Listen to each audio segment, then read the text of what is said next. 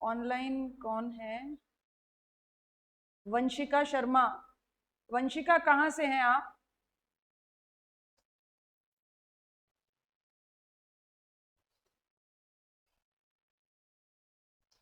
वंशिका, सुन पा रहे हैं आवाज?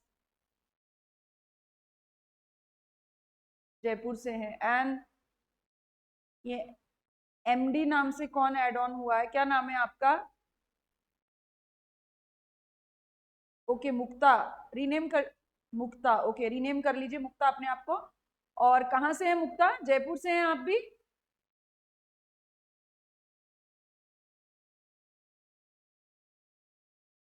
उदयपुर से हैं। ओके, ठीक है। चलिए। तो अटेम्प्ट सभी लोग देंगे दिसंबर, राइट? दिसंबर 24। ओके। एंड दिसंबर 24 ना? ठीक है। और ग्रुप कितने? बोथ ग्रुप और सिंगल ग्रुप के लिए अपियर होंगे? Single group. आप बोथ के लिए अपियर होंगे दिसंबर में। कितने लोगों का ग्रेजुएशन हो गया है यहाँ पे?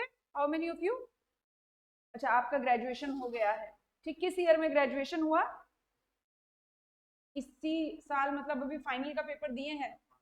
ओके, आपने? अच्छा, 2020 में फाइनल के बीकॉम हो गया था आपका। ठीक है, फाइनल का पेपर दिए हैं। What about all you three? आप फाउंडेशन देके आए हैं, मतलब you are in first year BCom. ठीक है, रेणुका आप भी फर्स्ट ईयर बीकॉम और अमित आप भी फर्स्ट ईयर बीकॉम। ठीक है। मुक्ता, आप कॉलेज के कौन से ईयर में हैं? अच्छा, बीकॉम सेकेंड ईयर में है। And Vanshika, what about you?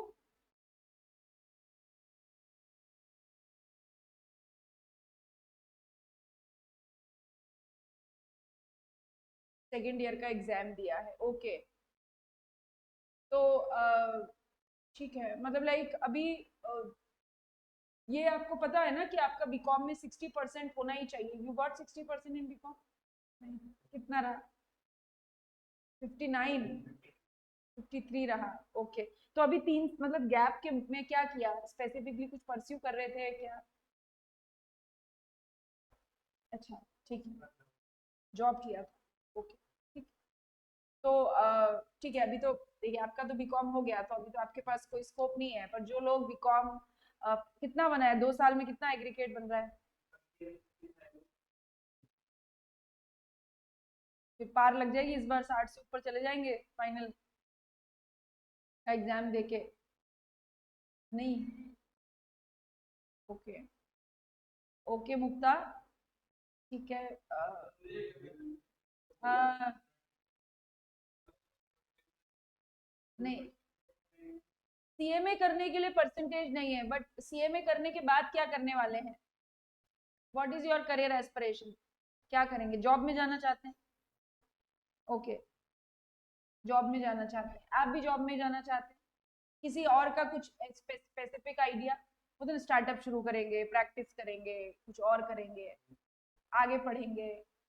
सबको जॉब में जाना है। तो जब आप कैंपस में बैठते हैं, तो कैंपस में स्पेसिफिकली आपको कंपनीज की शॉर्ट लिस्टिंग, कैंपस वर्ड सुना है? नहीं सुना है? देखिए, कैंपस का मतलब आपका इंस्टीट्यूट है आईसीएम। देखिए, सबसे पहले बात हम ये कर लेते हैं कि आपको सीएमए करने के बाद, है ना, 12th के बाद देयर आर 3 ऑप्शन। आप सीए करेंगे, सीएस करेंगे, सीएमए करेंगे। आपने चूज किया कि हम कॉस्ट एंड मैनेजमेंट अकाउंटेंसी करेंगे। कॉस्ट एंड मैनेजमेंट अकाउंटेंसी यानी कोई भी इस तरीके का कोर्स हम क्यों करते हैं? Because we want to get settle in our career, है ना, हम हमारे करियर में सेटल होना चाहते हैं। करियर में सेटल होने का मतलब, आम बातचीत में जो हम समझते हैं करियर में सेटल होने का मतलब, हम इस पोजीशन पे पहुंचना चाहते हैं कि हर महीने के एंड में हमें इतना पैसा मिलने लग जाए कि हम हमारी हमारी खुद की पर्सनल नीड्स या लग्जरी, या हमारे पेरेंट्स को जो जरूरत है, या हमारा घर चलाने के लिए, फैमिली के लिए जितने पैसे की हमें नीड है, उतना पैसा हमें मिलने लग जाए। ठीक है। सो ये हमारा करियर में सेटल होने का मतलब होता है। ठीक है। अब सीएमए करने के बाद, या इवन चार्टर्ड अकाउंटेंसी के बाद भी, मैं खुद एक चार्टर्ड अकाउंटेंट हूँ, तो चार्टर्ड अकाउंटेंसी के बाद या कॉस्ट एंड मैनेजमेंट अकाउंटेंसी के बाद, एज ऑन डेट 90% स्टूडेंट क्या चाहता है? Job. The reason behind it, that is the easiest way to earn money. ये सबसे आसान तरीका होता है. जब आप बोलते हैं ना कि वेयर मंकी विल सिट, ऐसे मैं आपको मंकी नहीं बोल रहा हूँ, don't take me otherwise, where monkey will sit so someone other shoulder. हम कूद के किसी दूसरे के कंधे पे बैठ जाते हैं, वो हमें काम दे देगा, हम काम करते जाएंगे, हमें महीने के एंड पे सैलरी चाहिए, ना हमें प्रॉफिट की चिंता, ना हमें लॉस की चिंता, और वो सब कहाँ? जॉब में. तो 90% रेशो क्या करना चाहता है? 90% रेशो जॉब करना चाहता है, नौकरी करना चाहता है. ठीक है, तो एक मेरे पास ऑप्शन हो गया जॉब, जो फर्स्ट एंड फॉरमोस्ट है, सबसे ज्यादा प्रायोरिटी इसी की होती है. बाकी कुछ लोग प्रैक्टिस करते हैं. ठीक है, सीएमए करने के बाद प्रैक्टिस थोड़ा सा वियर्ड लगता है, बट जहां चाह है वहां राह है.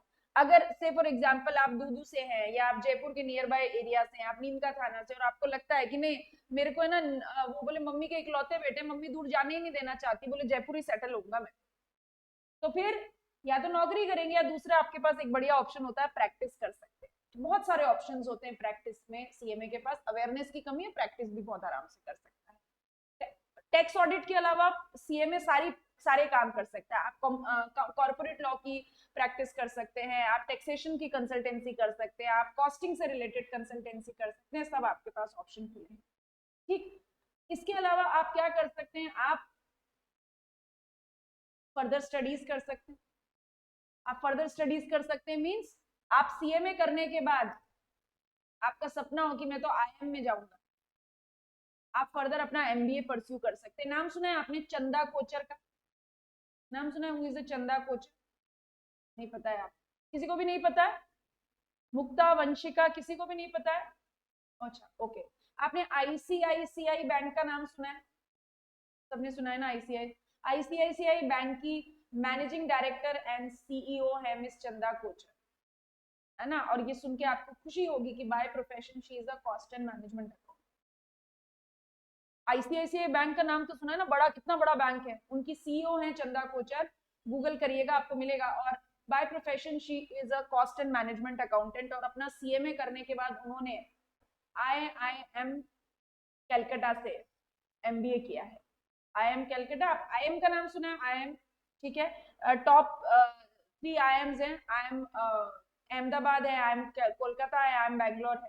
तो आईएम कोलकाता से इन्होंने अपना एमबीए कंप्लीट किया है, और अपना एमबीए कंप्लीट करने के बाद इन्होंने आईसीआईसीआई में जर्नी स्टार्ट किया है. नाउ शी इज अ, बहुत बड़ी बात होती है आईसीआईसीआई बैंक का सीईओ.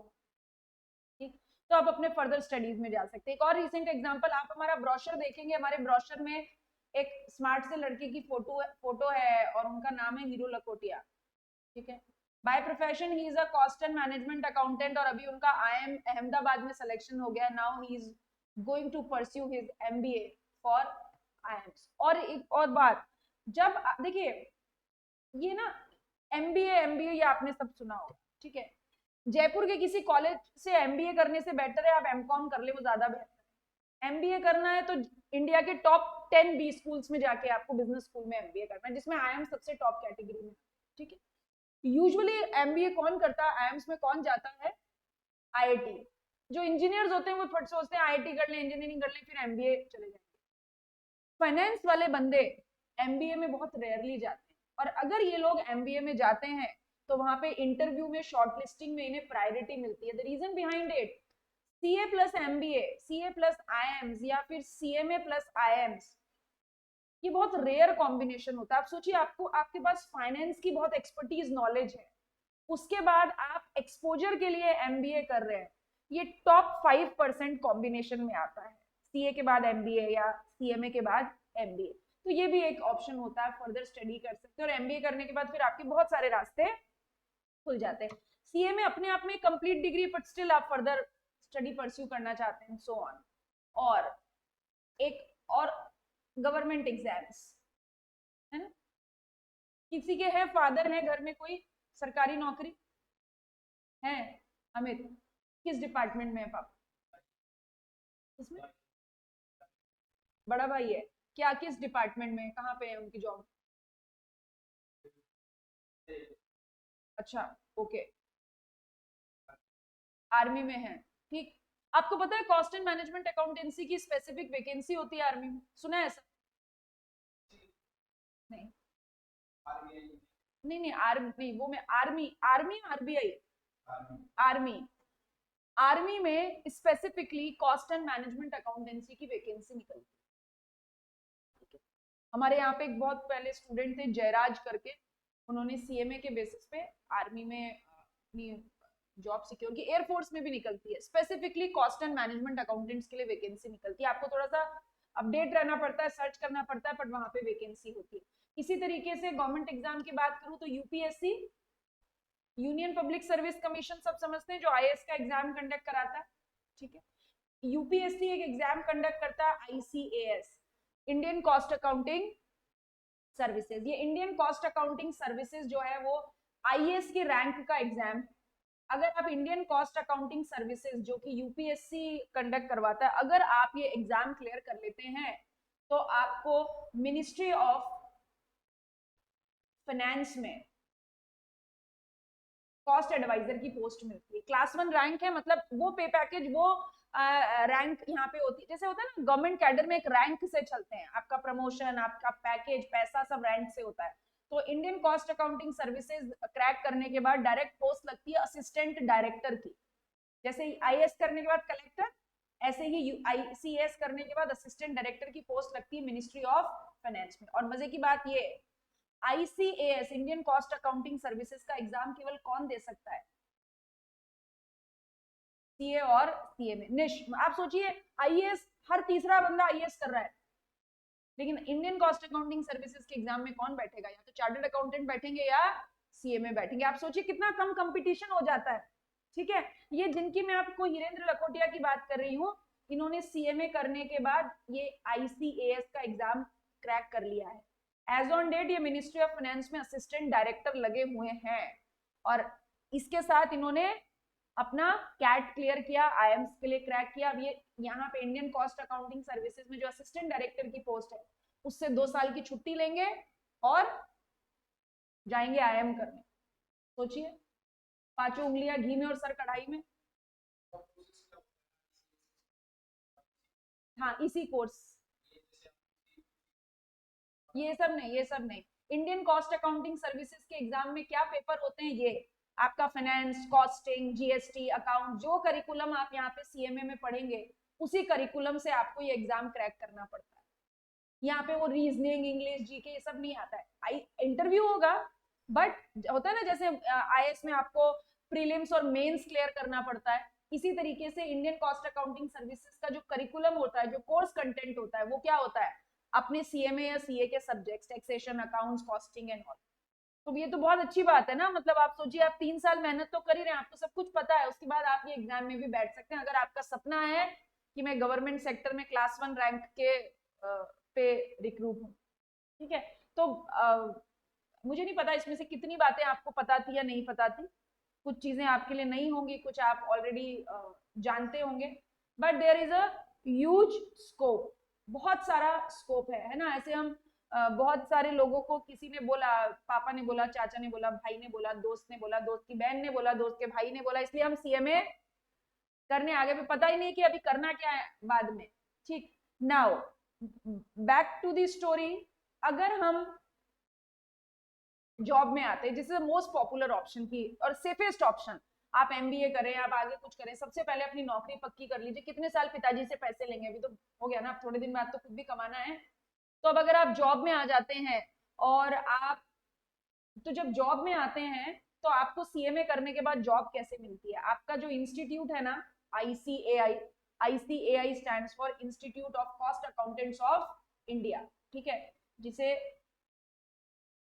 बोला जाता है ICMAI, institute of cost and management accountants of India. ये जो आईसीएमएआई है, ये कैंपस ऑर्गेनाइज करता है। कैंपस मतलब अपने इंडिया के कुछ 4 या 5 जगह पर ये कॉर्पोरेट्स को इनवाइट करते हैं, कंपनीज को इनवाइट करते हैं कि आप आओ और हमारे यहाँ से जो पास आउट स्टूडेंट्स हैं, जो अभी रिसेंटली क्वालिफाई हुए हैं, उनको आप नौकरी दो। तो बहुत सारी कंपनीज आती हैं यहाँ पे। ऐसा मान लीजिए जैसे मेला नहीं होता, है ना, कैंपस मतलब मेला लगा हुआ है, मेले में बहुत सारी कंपनीज आई हैं और हम सब कौन है, वहां पे प्रोडक्ट है। ठीक, कंपनी को अपने क्राइटेरिया में जो बेस्ट सुटेबल प्रोडक्ट लगेगा उसको वो उठा के ले जाएगी। अब सबसे अच्छा प्रोडक्ट कंपनी को कौन लगता है, या तो आपकी क्या हो, AIR, ऑल इंडिया रेडियो नहीं, all India rank. All India rank आपकी कब आएगी, जब आप बोथ ग्रुप देंगे।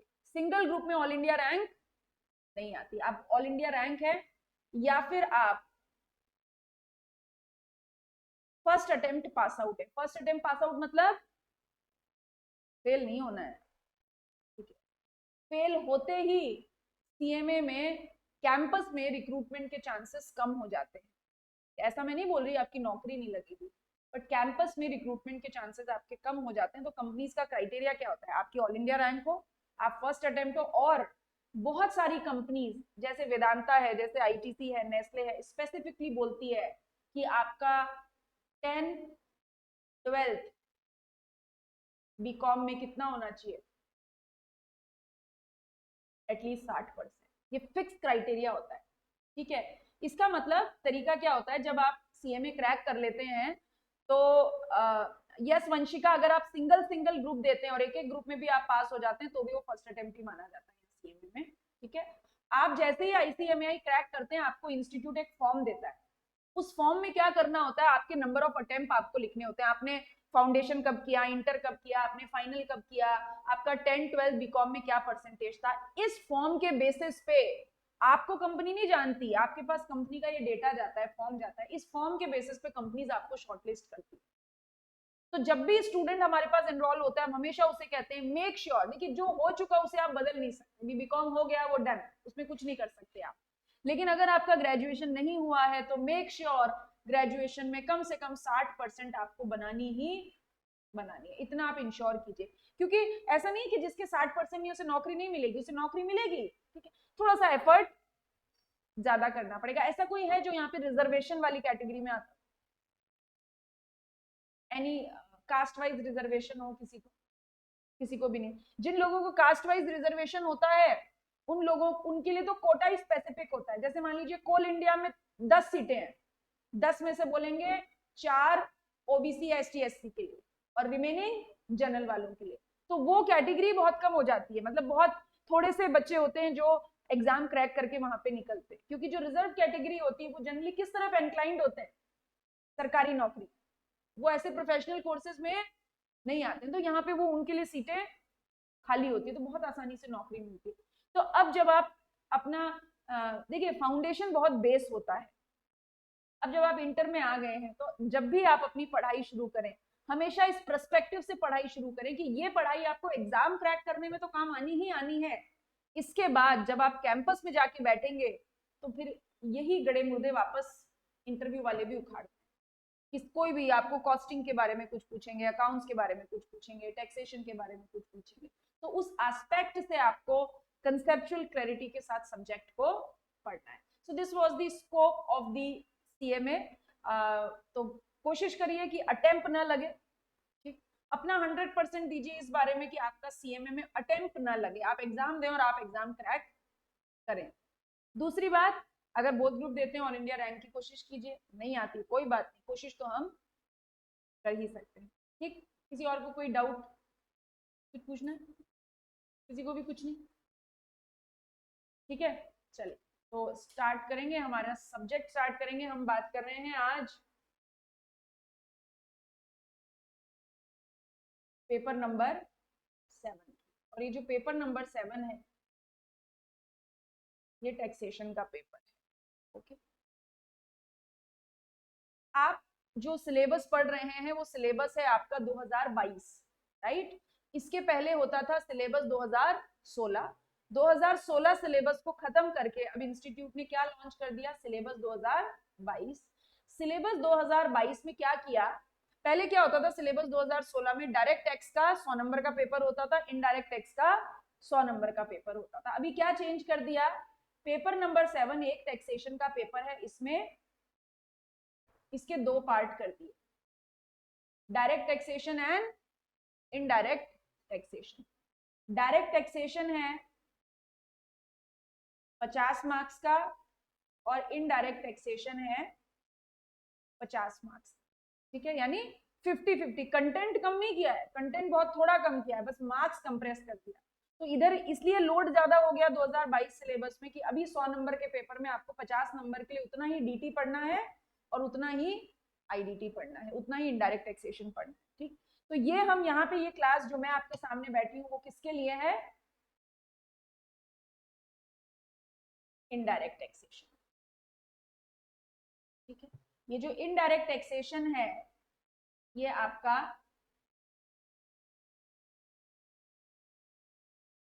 50 मार्क्स का है।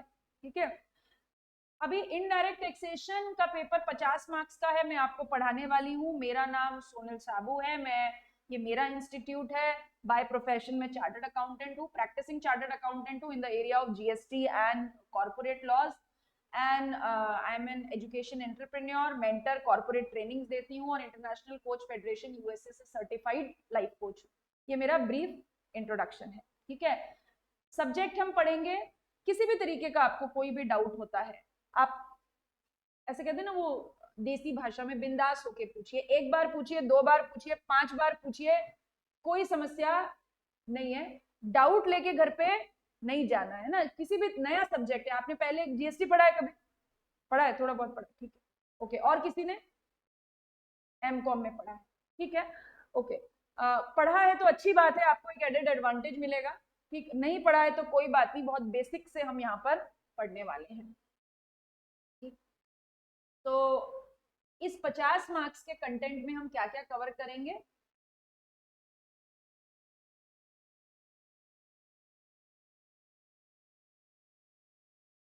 पचास मार्क्स के कंटेंट में हम कवर करेंगे जीएसटी और कस्टम। ठीक है, 40 मार्क्स जीएसटी के लिए होंगे और 10 मार्क्स कस्टम के लिए होंगे। दिस इज दी वेटेज, है ना। 50 नंबर का ये बाइफर्गेशन है। 40 नंबर के लिए जीएसटी हम पढ़ने वाले हैं और 10 मार्क्स के लिए हम कस्टम पढ़ने वाले हैं। ओके, नाउ अगर मैं पेपर पैटर्न की बात करूं तो पेपर पैटर्न कुछ इस तरीके से रहता है कि आपको एक क्वेश्चन नंबर 1 मिलेगा। दिस इज ये कंपलसरी क्वेश्चन रहेगा। कंपलसरी क्वेश्चन का मतलब ये क्वेश्चन आपको करना ही करना है। इसमें आपको 15 मल्टीपल चॉइस क्वेश्चन मिलेंगे, 2 मार्क्स ईच, यानी कितना वेटेज हो गया? 30 मार्क्स का हो गया। ठीक है, 15 क्वेश्चन मिलेंगे, हर सवाल 2 नंबर का होगा। और मल्टीपल चॉइस क्वेश्चन का मतलब क्या होता है? आपको A B C D 4 option मिलेंगे और जय माता दी बोल के आपको एक पे टिक कर देना है। और खुश होने की बात ये, यहाँ पे कोई नेगेटिव मार्किंग नहीं है। यानी इस 30 नंबर का पोर्शन ये सबसे क्रूशियल होता है जो आपको आर या पार की सिचुएशन में लाके खड़ा कर देगा। अगर ये 30 मार्क्स अगर सही हुए तो बहुत अच्छी बात है, और यहाँ तो पड़ोसी भी मदद कर सकता है। ठीक है, इशारों इशारों में। तो ये 30 मार्क्स जो है, each question will carry 2 marks and multiple choice question है, एबीसीडी, मोस्ट सुटेबल ऑप्शन आपको चूज करना पड़ेगा। इसके अलावा आपको 7 क्वेश्चन मिलेंगे और आपको करना है एनी 5। 7 में से आपको 5 क्वेश्चन करने रहेंगे और each question will carry 14 marks. ठीक है, वंशिका मैं आपके डाउट पे आती हूँ, 2 मिनट दो मेरे को। इसके बाद आपको 7 क्वेश्चन मिलेंगे, क्वेश्चन नंबर 2 से लेके क्वेश्चन नंबर 8। ठीक है, इन 7 क्वेश्चन में से आपको कितने क्वेश्चन करने हैं? 5। हर क्वेश्चन कितने मार्क्स का होगा? 14 नंबर का। तो कितना नंबर हो गया? देखिए 70 नंबर ये हो गया और ये 30 मार्क्स। ठीक, यानी आपको चॉइस भी मिलेगी, आपको चॉइस मिल रही है, आपको 3 क्वेश्चन की चॉइस मिल रही है, 2 क्वेश्चन की चॉइस मिल रही है, आपको 7 में से 5 क्वेश्चन करने, 2 क्वेश्चन आप छोड़ सकते हैं। ठीक है, तो ये आपका पेपर का स्ट्रक्चर रहेगा। इसमें डायरेक्ट टैक्स के क्वेश्चन भी मिलेंगे आपको, इनडायरेक्ट टैक्स के। जब हम 30 मार्क्स का जो ये जो एमसीक्यू है, इसमें डीटी के एमसीक्यू भी होंगे और आईडीटी के एमसीक्यू भी होंगे, इसको नोट कर लीजिए आप।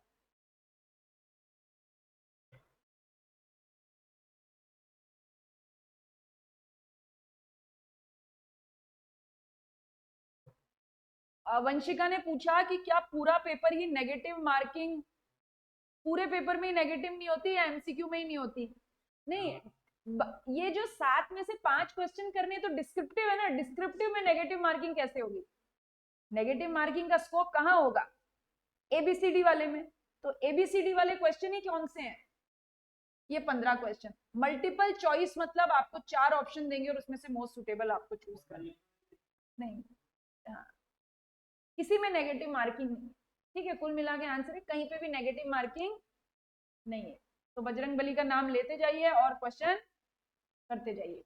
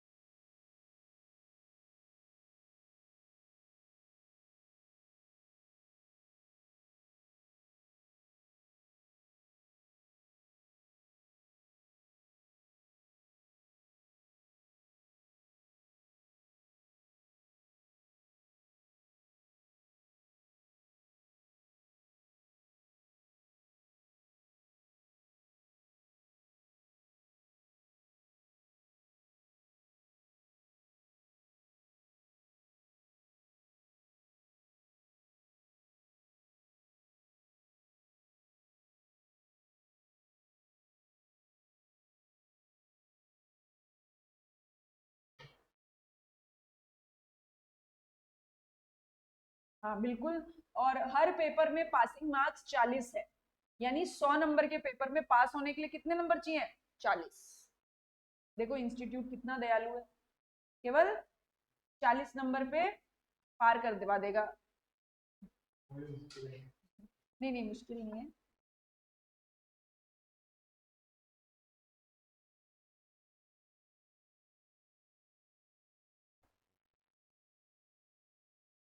बट ओवरऑल 50% चाहिए होते हैं, हर सब्जेक्ट में 40 और चारों को मिला के 50%। yes Mukta, aggregate 50 and each paper 40, same as your chartered accountancy exam.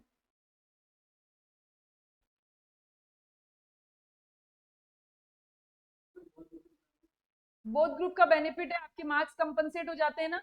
जैसे मान लीजिए आपका इंटर में आपके ग्रुप 1 एंड ग्रुप 2, ठीक है। ग्रुप 1 में कितने पेपर हैं? 4, और ग्रुप 2 में भी कितने? 4, टोटल कितने हो गए? 8। हर पेपर 100 नंबर का, यानी टोटल कितना हो गया? 800। मिनिमम पास होने के लिए कितना चाहिए? 200। इसमें भी कितना चाहिए? 200। मान लीजिए आपने दोनों ग्रुप दिए, ठीक है, और यहाँ पर आपके हर सब्जेक्ट में 40 बन रहे हैं, लेकिन एग्रीगेट आपके बन रहे हैं 190, एग्रीगेट बन रहे हैं 190, और इधर आ जाते हैं 210, कंपनसेट हो जाता है। दोनों ग्रुप आपस में कंपनसेट हो जाते हैं। मान लीजिए अगर आपने एक ही ग्रुप दिया और 190 बने तो पास नहीं होंगे ना, लेकिन दोनों ग्रुप दिए, एक में आए 190, सब्जेक्ट टू कंडीशन हर पेपर में 40 आने ही चाहिए, और दूसरे में आए 210, तो उधर से 10 नंबर उधार लेके ओवरऑल बोथ ग्रुप पास। ठीक, और रैंक की अपॉर्चुनिटी भी बोथ ग्रुप में होती है। और सबसे बड़ी बात, एक बार बोथ ग्रुप देने के बाद आप निश्चिंत हो जाते हैं, रिजल्ट कोई लोड नहीं रहता।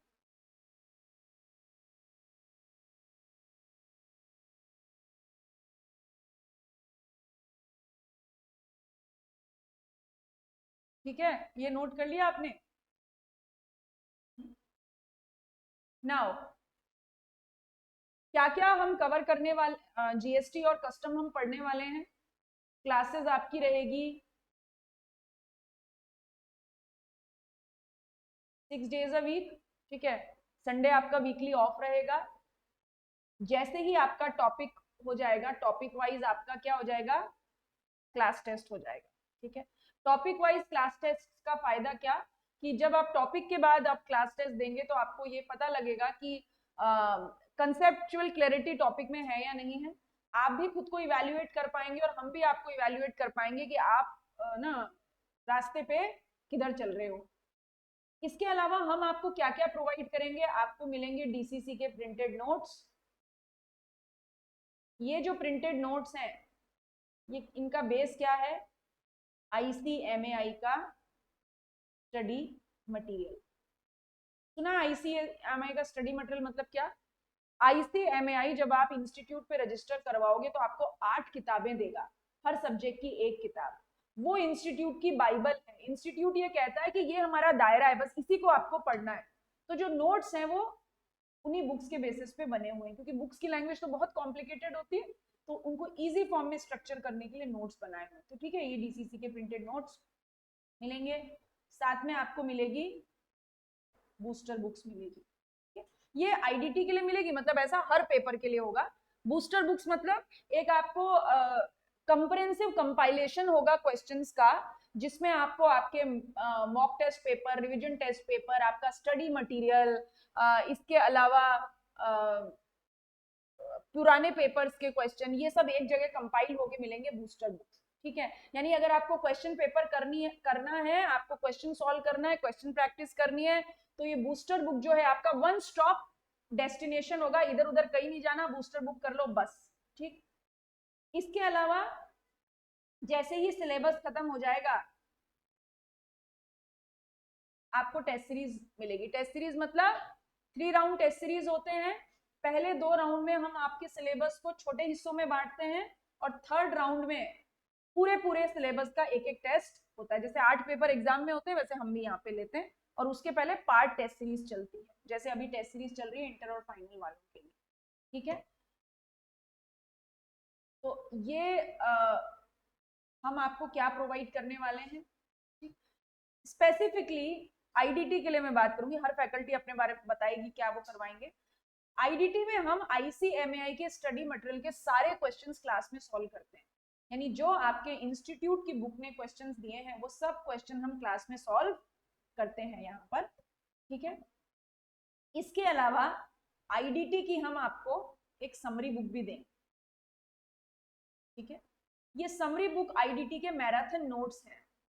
मैराथन नोट्स मतलब मान लीजिए कि शाम को आइसक्रीम खाते समय आपको लगा कि GST रिवाइज करना है, तो फिर आप ये मैराथन नोट से फटाफट IDT रिवाइज कर सकते हैं। मेरे खुद के बनाए हुए नोट्स हैं, मैराथन नोट्स आपको मिलेंगे, अभी नहीं, सिलेबस पूरा होने के बाद, क्योंकि अभी इसकी कोई रेलेवेंस नहीं है। जब आप सिलेबस को डिटेल में पढ़ेंगे तभी वो मैराथन नोट्स आपके काम की है। ठीक है, जब भी आप सब्जेक्ट पढ़ेंगे आपको 3 चीज फॉलो करनी है। RRR मूवी देखी, सबने देखी? नहीं देखी? अरे कितना वो ऑस्कर में मिला था ना उस, कौन थे? एक तो Ramcharan and second one is, हाँ, तो ये RRR दूसरा है, ये है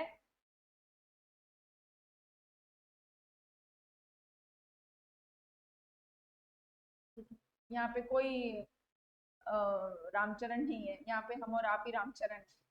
ठीक है, so it is A read revise refer.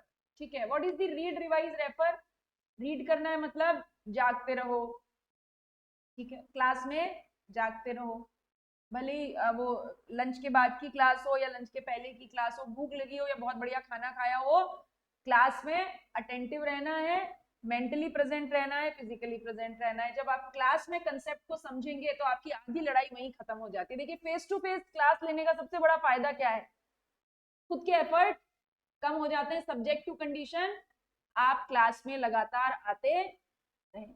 ठीक है, तो अगर आपने क्लास में कंसेप्ट को समझ लिया तो घर जाके उसे क्या करना है? रिवाइज करना है। ठीक है, क्योंकि ये कलयुग है ना, कितने भी बादाम खाएं चीज याद नहीं रहती। चीज याद कैसे रहेगी? रिवाइज करेंगे। ठीक है, जितना रिवाइज करेंगे उतना कंटेंट दिमाग में रिटेन रहेगा। ठीक है, जैसे 1 से लेके 100 तक की गिनती आती है ना, आंख बंद करके बोलते हैं। क्यों? बचपन से यही करते आ रहे हैं, 1 से लेकर 100 तक की गिनती। ठीक है, किसी भी क्लास में जाएं हर बार पढ़िए। तो क्लास में कंसेप्ट को समझना है, रीड करने का मतलब सुनना है, समझना है, उसके बाद घर जाके उसे रिवाइज करना है। अगर क्लास में रीड नहीं किया तो रिवाइज किसे करेंगे, और अगर रिवाइज नहीं किया तो फिर एग्जाम में रेफर किसे करेंगे? रीड करेंगे, रिवाइज करेंगे, एग्जाम में उसे रेफर करेंगे। और अगर ये आर आर आर आपने फॉलो नहीं किया तो एक और आर हो जाएगा, मतलब रायता फैल जाएगा। ये वाला रायता नहीं फैलाना है, रीड करना है, रिवाइज करना है, रेफर करना है। एक और इंपॉर्टेंट बात, सीएमए का एग्जाम क्रैक करने के लिए आपको सुपर इंटेलिजेंट होना बिल्कुल भी जरूरी नहीं है। बिल्कुल भी जरूरी नहीं है, मतलब आप एवरेज स्टूडेंट हैं तो भी आप बहुत आराम से कॉस्ट एंड मैनेजमेंट अकाउंटेंसी का एग्जाम क्रैक कर सकते हैं। हमारे यूट्यूब चैनल पे जाएंगे, आपको बहुत सारे ऐसे स्टूडेंट्स के इंटरव्यू मिलेंगे जो बहुत ज्यादा स्कॉलर अपनी स्टूडेंट लाइफ में नहीं रहे। होना भी नहीं चाहिए, ठीक है, जरूरी भी नहीं है, क्योंकि जो केवल बच्चे बहुत पढ़ाकू होते हैं वो जिंदगी भर पढ़ते जाते हैं और कुछ नहीं करते। जो एवरेज बच्चा होता है वो दुनिया देख के आता है, उसके पास सारे जुगाड़ होते हैं। तो अगर आप एवरेज स्टूडेंट है चलेगा, इंटेलिजेंट नहीं होना है, कंसिस्टेंट होना है। ठीक, जैसे मैं पर्टिकुलरली आईडीटी की अगर बारे में बात करूं, पहले चैप्टर में जो हम पढ़ेंगे वो आपको छठे चैप्टर में रेफर करना पड़ेगा। तो अगर बीच में आपका लिंक ब्रेक हुआ तो फिर आपको कुछ भी समझ में नहीं आने वाला। उसके बाद आप कितनी भी गालियां मुझे दीजिए पर उससे कोई फर्क नहीं पड़ने वाला है।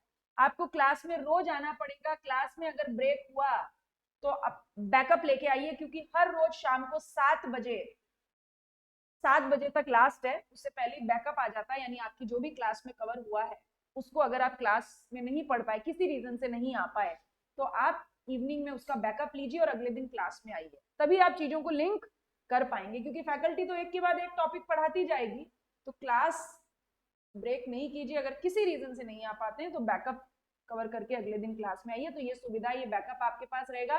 ये बैकअप, ये रिकॉर्डिंग्स जो है आपके पास आपके एग्जाम तक वैलिड रहेंगी, मतलब दिसंबर तक, जब आपका एग्जाम देंगे तब तक ये रिकॉर्डिंग जिस भी दिन चाहें आप वापस रिकॉर्डिंग देख सकते हैं। तो ये रीड रिवाइज रेफर आपको फॉर्मूला फॉलो करना है, और उसके बाद दुनिया की कोई ताकत आपको एग्जाम क्रैक करने से नहीं रोकती। बस इतनी सी ही बात है, इतना आसान है, ज्यादा मुश्किल कुछ नहीं है। ठीक है, और अगर आपने ऐसा नहीं किया, अगर देखिए आपने ऐसा किया तो ICMAI आपको क्या कहेगा? जा सिमरन जी ले अपनी जिंदगी। और अगर आपने ऐसा नहीं किया तो फिर ये ICMAI पता है कौन है? अमरीश पुरी। देखिए DDLJ देखा है, देखिए ना, ये ICMAI है अमरीश पुरी। आप क्या बनना चाहते हैं, काजोल या शाहरुख खान? मान लीजिए आप शाहरुख खान, ठीक है, तो आप स्टूडेंट्स कौन है? शाहरुख खान। और आईडीटी कौन है? काजोल।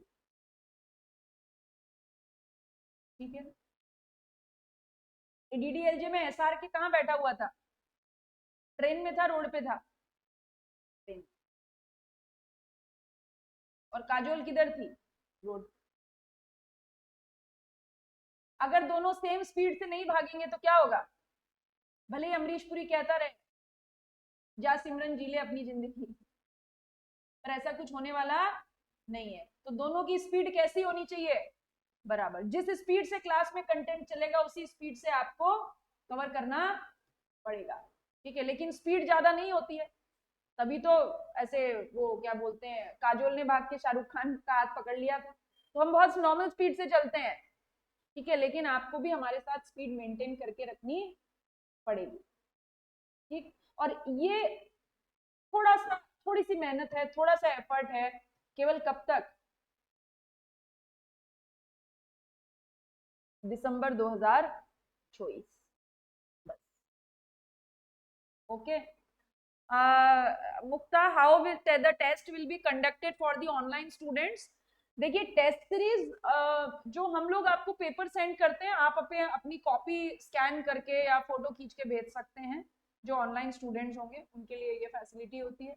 जो फेस टू फेस है उनको क्लास फेस टू फेस आके ही टेस्ट देना है। ठीक, और संडे को टेस्ट नहीं होते, Sunday is a public holiday. उस दिन आप मजे करिए, एंजॉय करिए, नेटफ्लिक्स देखिए, घूमिए फिरिए, खाइए पीजिए, सोइए, कपड़े धोइए। पीजी में रहने वाले को तो ये भी काम करना होता है, कपड़े धोने पड़ते हैं, ठीक है। और ये थी आज की चर्चा।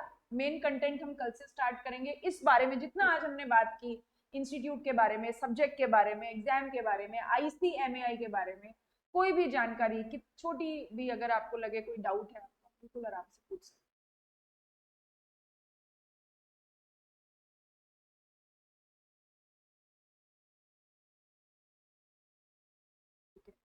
वंशिका, वो आपको मैनेज करना पड़ेगा बेटा, है ना, आपको बैकअप लेके आना पड़ेगा फिर क्लास में। अच्छा, कितने लोग हैं जो अभी तक थ्रू आउट हिंदी मीडियम से पेपर दिया है? कोई बात नहीं, it's okay, it's perfectly okay. मैं I was also from the Hindi medium. मैंने भी अपना चार्टर्ड अकाउंटेंसी पूरा हिंदी में किया, CA फाइनल तक के पेपर हिंदी में लिखे, तो that is not a problem. नहीं, पर आपको पेपर हिंदी में नहीं लिखने हैं, आपको पेपर इंग्लिश में ही लिखने हैं, ठीक है। वो बहुत मुश्किल हो जाता है हिंदी में, इट्स टू डिफिकल्ट। पर थोड़ा सा एफर्ट ज्यादा लगता है ना, हिंदी मीडियम वाले बच्चों को थोड़ा सा एफर्ट ज्यादा लगता है। और एफर्ट, देखिए, से फॉर एग्जाम्पल बाइक चलानी आती, थोड़ी बहुत आती है, साइकिल चलानी आती, ठीक है। याद है पहली बार गिरे थे साइकिल से, अब, है ना, अब ऐसे डर लगता है क्या कि साइकिल इधर घूमेगी उधर घूमेगी और आराम से गिर जाएंगे? नहीं होता। कारण प्रैक्टिस। तो जितना आप क्लास टेस्ट देंगे, जितना आप आंसर लिखने की प्रैक्टिस करेंगे, उतना आपका हाथ बैठ जाएगा, और उसके बाद आपको ये हिंदी इंग्लिश वाला फोबिया खत्म हो जाएगा। क्योंकि इस जर्नी में आप नहीं हो, ठीक, आपके जैसे कितने ही स्टूडेंट है अभी जो बैठे हैं, जो एग्जाम दे, जो टेस्ट सीरीज दे रहे हैं, बहुत सारे स्टूडेंट होते हैं हिंदी मीडियम के। तो Hindi English is not a problem, ठीक है। और हिंदी मीडियम वाले स्टूडेंट की खासियत ये होती है, उसको दोनों लैंग्वेज पे कमांड होती है। बोलनी तो नहीं आती, बाकी तो हमें सब आता है, ठीक, और हम ज्यादा मेहनत कर सकते हैं। तो थोड़ा सा यहाँ पे एफर्ट लगेगा। क्लास टेस्ट मिस नहीं करें, जितनी बार लिखेंगे, जितनी बार प्रैक्टिस करेंगे, उतनी आपको आदत होगी। गलतियां करेंगे और सुधारेंगे, ठीक है। सो ये एक थोड़ा सा एफर्ट हिंदी मीडियम से अगर आपने पेपर दिए तो यहाँ पे थोड़ा सा डालना पड़ता है, स्पेसिफिकली लॉ जैसे पेपर में या DTIDT जैसे पेपर में, जहाँ प्रोविजन आपको याद है, ठीक। और कोई बात आपको पूछनी हो आपकी तरफ से, कोई क्वेरी किसी भी तरीके की?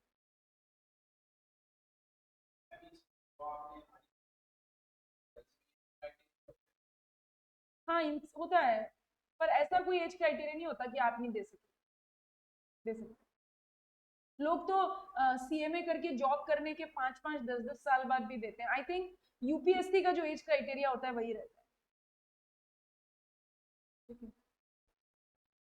कुछ नहीं पूछना, ठीक है। तो कल से हम IDT स्टार्ट करेंगे। आपको इनिशियली जो थोड़ा कुछ प्रिंट आउट है वो हम आपको दे देंगे, जब तक आपको फाइनल नोट्स नहीं मिल जाएंगे, ठीक।